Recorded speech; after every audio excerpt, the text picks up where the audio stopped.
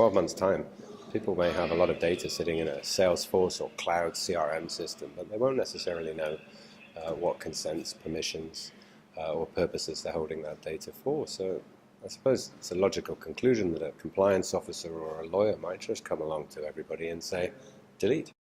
The scare factor, if you like, is the potential for data protection authorities to impose a penalty of 4% of worldwide turnover, or 20 million euros, whichever is the bigger.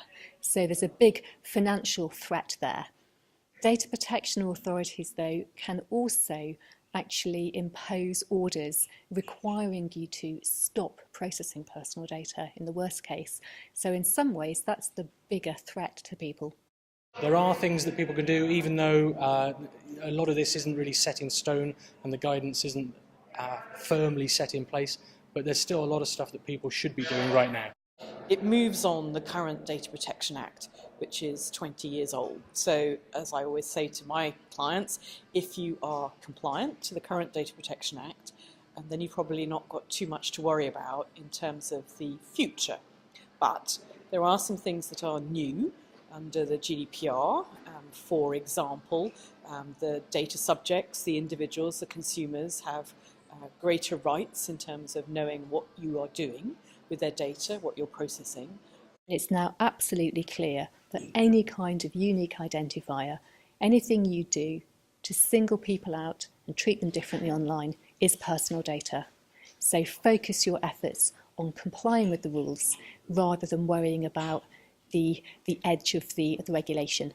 So there are stricter conditions for consent. So if you're in marketing and you want to use my data for marketing purposes, then you have to adhere to some stricter conditions and get my permission for what you want to do with the data. And that could be things like profiling me, segmenting me.